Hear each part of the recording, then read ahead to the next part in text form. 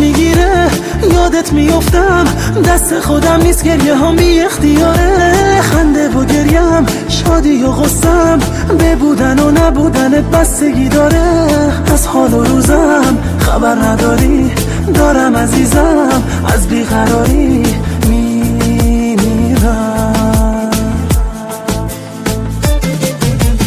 تنها شدی دل دیوونه، گریه نکن که بی تأثیره. آخرش همیشه اینه، گریه نکن رفتنی.